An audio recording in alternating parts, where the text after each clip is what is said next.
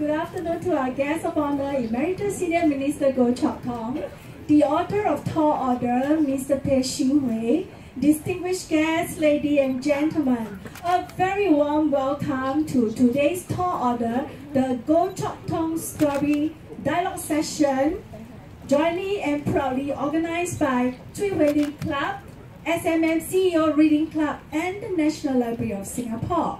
So welcome back from the intermission. So I would like to express thanks to SMM CEO Reading Club members, Mr. William Tay, Mr. Tay Won Tik, and Mr. Desmond Pei for showing us just now a few excerpts from first volume of the 4-part biography of Tall Orders before the breaks. So now is the moment that everyone of us is waiting for, the dialogue session with ESM Goh and our guest panel.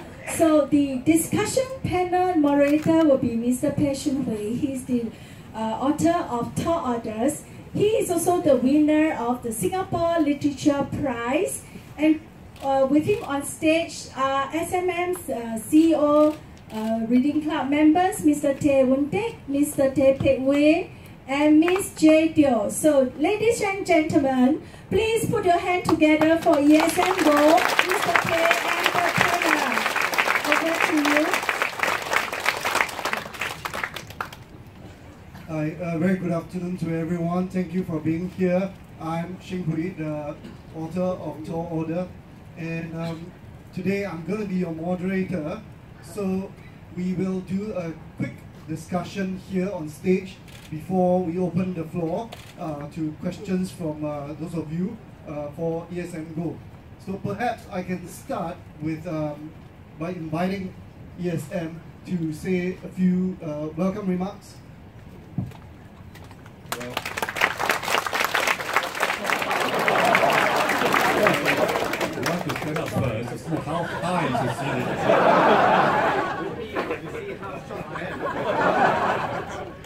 Also because I want to see the people at the back. You also saw the what is called the theater stage where you see. So thank you very much all for coming. I want to start by apologizing. I know this is a Chinese reading club. So when they asked me to take part in the discussion over here, I told them if it's in the Chinese, I'm sorry, I can't do it. And I'm prepared to do it, provided Pei Hui will do all the translation. So he refused to do the interpretation. He said, don't worry, most of you are bilingual. So thank you very much for this session. I never had any intention of doing any memoirs. And a Tall Order is not a memoir. It's not a life story in a comprehensive sense of what I had done and achieved. I did not want to do a memoir because I don't believe in being egoistic. I prefer to be humble, just to live life as it is, without projecting your personality in a very egoistic way. So when my grassroots leader suggested that I should do it for the sake of Singaporeans, because they're looking into the future, they said I've got experience to share. And when I discovered Pei Hui, who wrote a book on Philip Yeo, I said the style is quite suitable. Because Pei, being a journalist before, would focus on the main events of interest to the people, not to me, but to the people. So he knew what readers would like to read. So Tall Order is actually a life story told in the form of episodes. And of course, I tried to build in my philosophy, why I did certain things. And the result is Tall Order. Now, the title went out very well, Tall Order. We're now working on the second volume. I do not know what the title will be, but I was playing in my mind that he would not know my thinking. That perhaps the title could be Long Odds. Long odds meaning that, the chances of my success as a Prime Minister were not guaranteed. So long odds of success. So that's one way. What does it sound to you? That actually sounds like a good title. Well, if you don't like it, the other alternative is Warm Seat. Because people say a Prime Minister's job is in the hot seat. Hot seat, you know, a very difficult job to do. Mine was a warm seat. I was a seat warmer. Okay, so I got 2 titles for him to think about in the second volume. Thank you.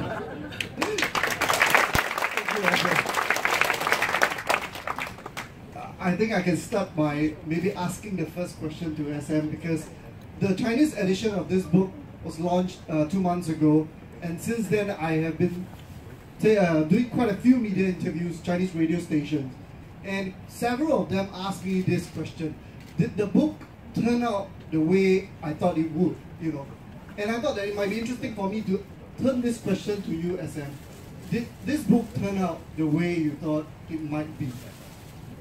Well, it's not what I think, it's what the readers think. And unanimously, people who have read the book when they saw me, oh, I read the book, very enjoyable. So, very enjoyable, therefore, turns out the way I thought it should be. The book must be enjoyed. It's not meant to be history lessons, which many people would do when they write a memoir. So it turned out well. But that's not a problem. The problem is, second volume, how would it turn out? Yeah, no pressure, no pressure. We are working on the second volume right now, and I have been meeting ESM for regular interviews in the Istana. So if everything goes well, we hope to launch the second volume right about this time next year. So we look forward to your support when the book is out again. So perhaps, Buntek, maybe you would like to kick things off with a question for SM? Sure. First I want to say it is indeed a very enjoyable book to read, and I shared just now, when you read this book, you read it with a perspective of what can I learn from the lessons in this book and apply it in the future, my business. And I was actually very touched by the fact that the MediSave, the implementation of MediSave and the need for you to change mindset. Those were difficult times. Those were difficult because we don't have a very educated workforce.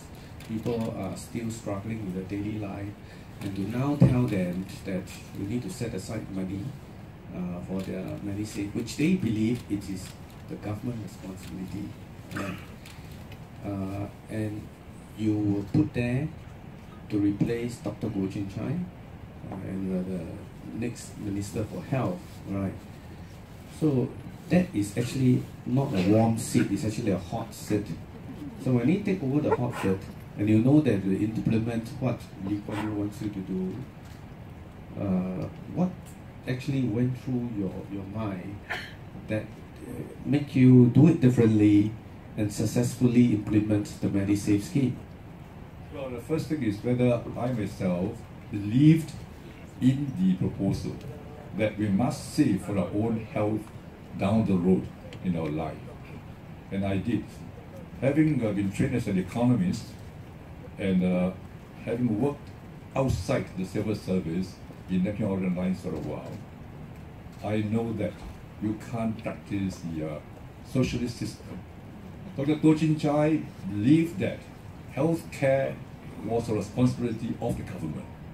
I mean, it's not wrong, because that's how many other countries also ran their welfare, like in UK, for example, national health system.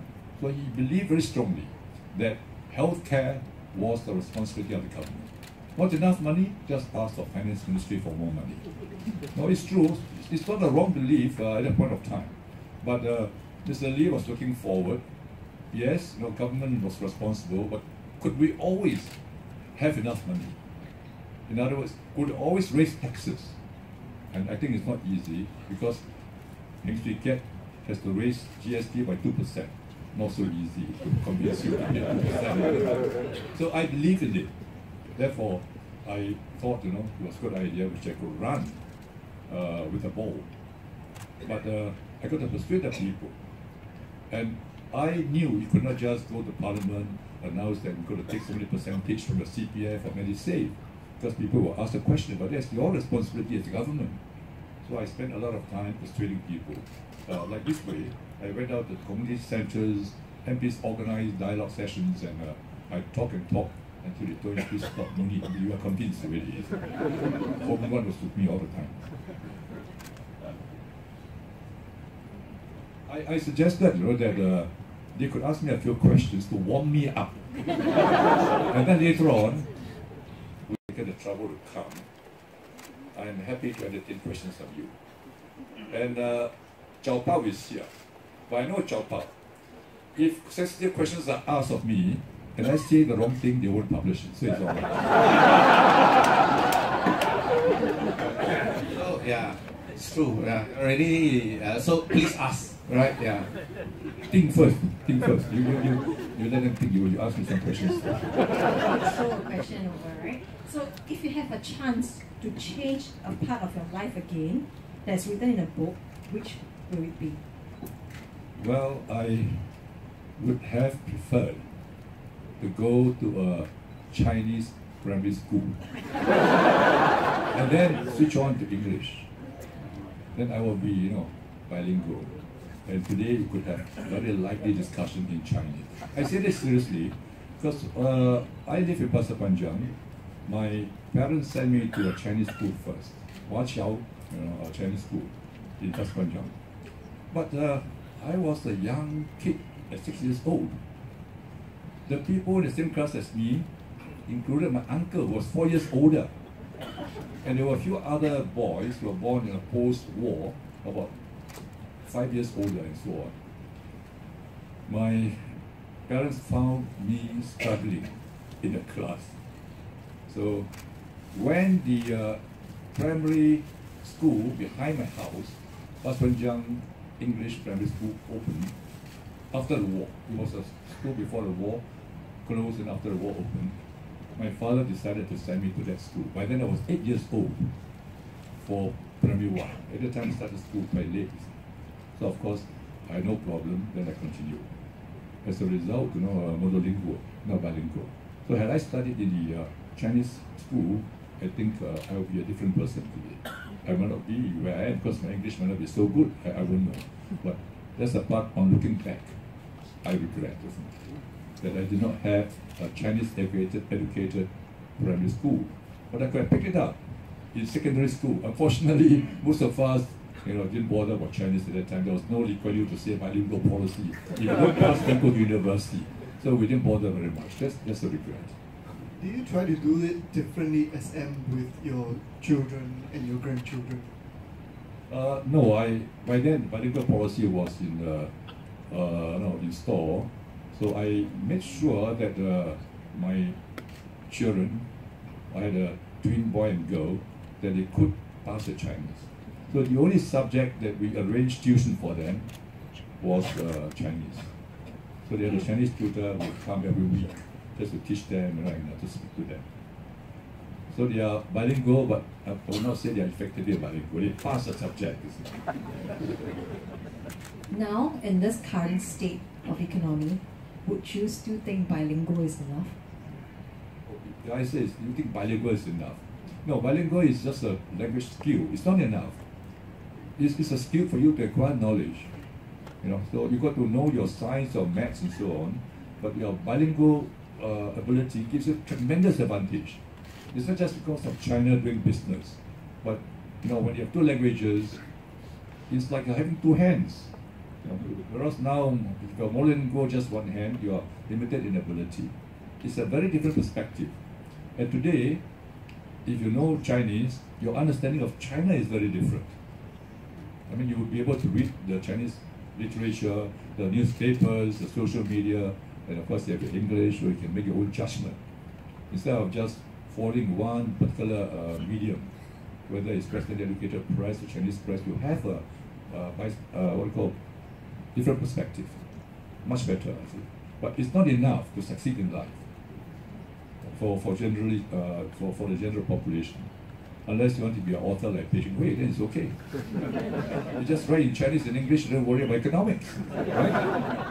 But engineering, all those skills you need, not just languages alone.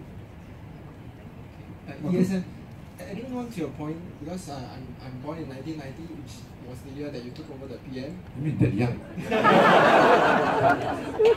Okay, you are young, I know, but I don't know if that young. Let me ask a question on behalf of all the youth here. So you became a MD of NOL at the age of 32. So it's about 4 years after you joined NOL. So do you see the kind of opportunity or what challenges do you see that the current youth will have? It's very different opportunities. I would say the current young people like you will have more opportunities like my generation. At that time, there were very few private companies which you could go into.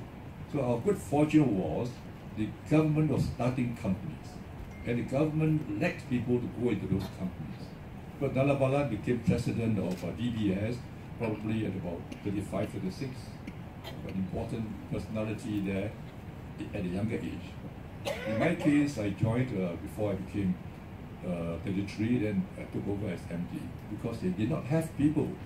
So that was the opportunity. But how many companies could the government start? SIA, which was actually after the Malaysian-Singapore Airlines split, so younger people in charge. What else could they do? A few other companies, the Jurong or Shipyard and all that, but very few opportunities. Today's opportunities for you, young people, is don't look towards the government to give you a company to run. Think in terms of starting your own company. So startups, there are very many. Or go to China, not startup, but just do business. You learn very quickly and then you can invest in China and you can succeed. So I think today the world is open to you. In my time, it's only a few Singapore companies open to us. I could not go to the private sector. No connection, 没有关系. So you don't know who. So it's a very, very different world. I think today's world is actually better for young people. But SM, you may not have connections, but when you were with NOL, you had many connections in the maritime industry, in the maritime world. Were you tempted at any point to, well, move over to one of these big shipping companies based out of Hong Kong, other places? No. I think went to NOL, you did it as, in a sense, national service, because it's a national shipping line. You work for the company, they didn't pay you very well, but you felt the satisfaction that you were doing something for your country. Had I joined other shipping companies, it's just for profit, for a good pay and so on. Not quite the same. The passion which you have for running the company will not be the same. But you know, SM, there's one connection. You actually was offered a job in Shell, right? And when Dr. Goh Keng Swee go and tell Shell not to take you, you can actually tell Shell, hey, there's a contract, right? I want to come. And the connection could make you a very different person today. Why didn't you? That's an opportunity. Why didn't you seize it? You know, Shell was very good. I was actually on honeymoon, with my wife in Kuala Lumpur. I received a cable, please come back. So I thought they wanted me to report for work immediately. So I came back and I called on them. They told me the story, very sorry. Dr. Goh would not want to release you. So we have a contract. We will honor the contract, he said so. We will honor the contract. So had I decided to stay out, they would honor it.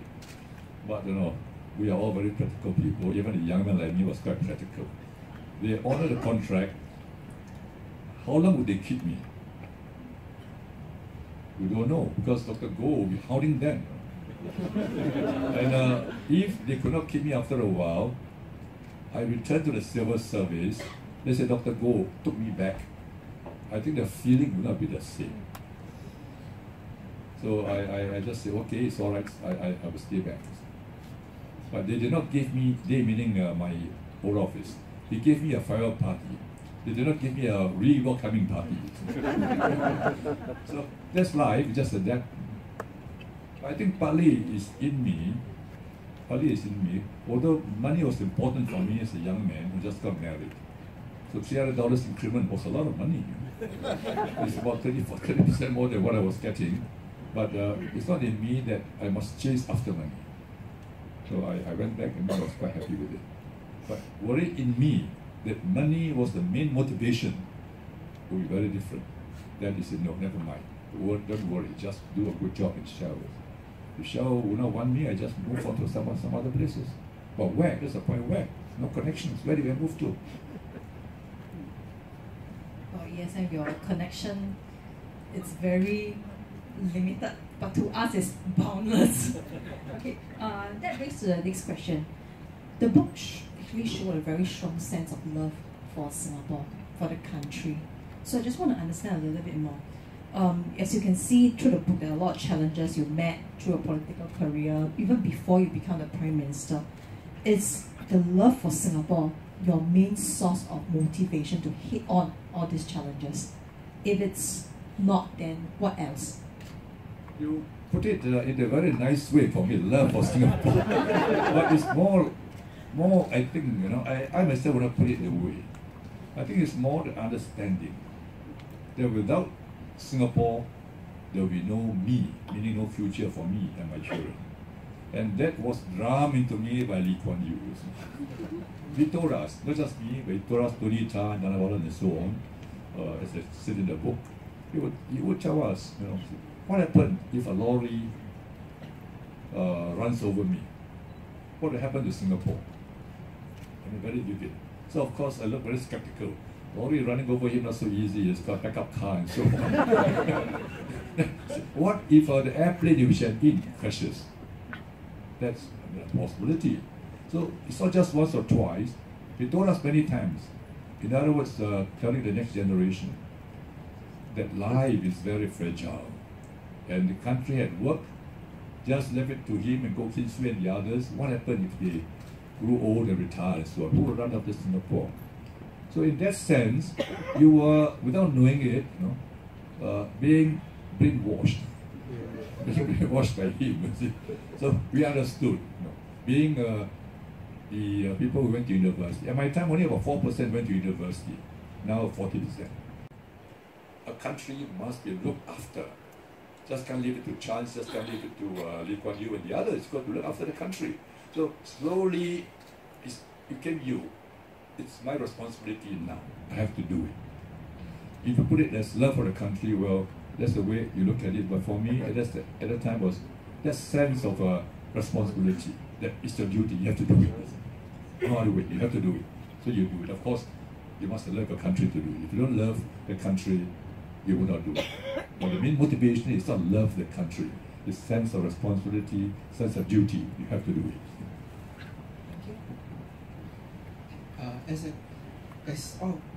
Most of us here are business owner, SME.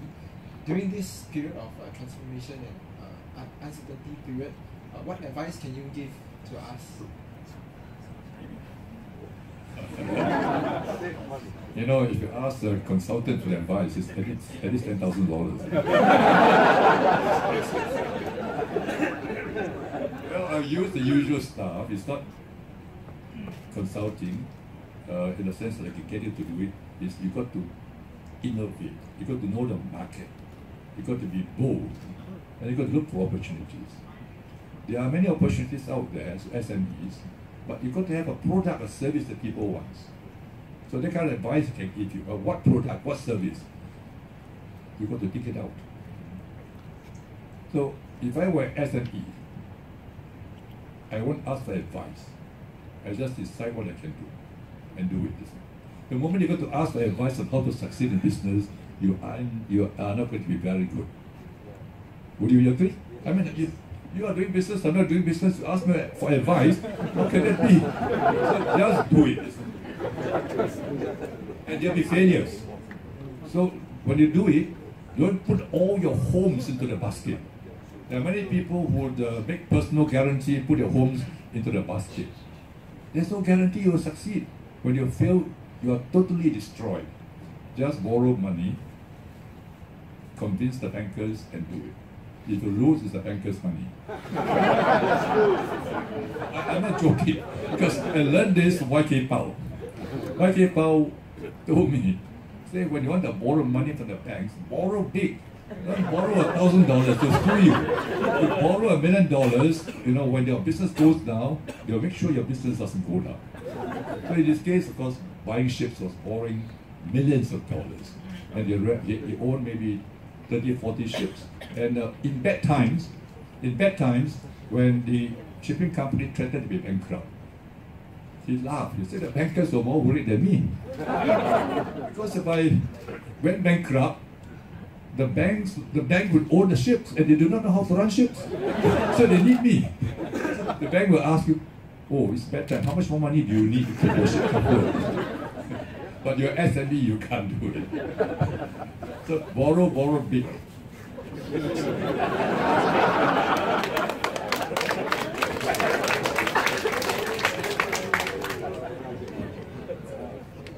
So maybe I'll ask the next one. For all the youngsters here, a lot of people are saying that Gen Y and Gen Z are the strawberry generation, 草莓族. So, and we are going to be the next generation of leaders, maybe the 6th or the 7th generation of leaders of Singapore. Are you worried? No. Why should I worry? Because you got to go on the basis that every generation must be different from earlier generations. So for older people like us, it's a strawberry generation, they are soft. But are they soft? They do national service, and the feedback which I've got even now from defense ministers, our people are not soft. They understand the importance of defending Singapore, they put in their training seriously, they are not soft. But what I'm worried is not because the next generation will be soft. My worry is for Singapore. Because our next generation has tremendous opportunities outside Singapore. So when there's a crisis in Singapore, when there's a crunch, they have options. In my time, Australia was not so liberal. A white Australia policy was still at the tail end. You could not migrate to Australia easily. The doors were closed. Now, our younger generation, bilingual, not just that, but very good in skills, as Singaporeans, very trusted. The passport of Singapore is, I think, the best in the world, trusted. So when you have a crisis, would they, no, I would say they will run, but would they say, would they stay and fight? I mean, we don't know. I think they probably would, but there's that question, because they have opportunities outside. Our time, no opportunities, you got to fight. When your back is towards the wall, enemy is coming, you fight. But if there's no wall behind you, enemy is coming, you retreat. To fight another day, which is okay. Sometimes you retreat, that's all. Save your life, we don't know. I'm not saying next generation will be that way. I just say they have opportunities. They have options, they can decide. So, I tell you what, you're the strawberry generation. Why don't you tell me, both of you, what would you do if you face a crisis?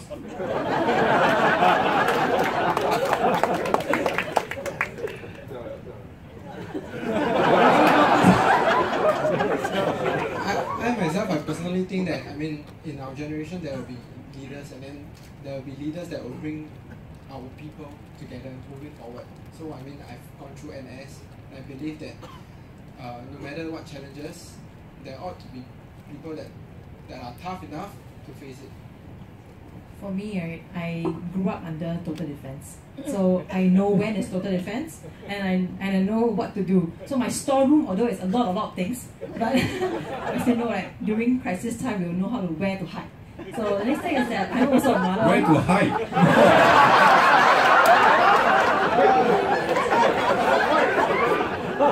No, during a bomb raid, right, you know where to hide first, and after that you'll take the gun out and fight, right? Yeah, but no matter what, my kids will still stay in Singapore. My boys will still take NS in Singapore. That's my take for now. Even though we are all part of the strawberry generation. Yeah. Therefore, I won't worry. If that is the general attitude, which I think it is, because people know we built a country.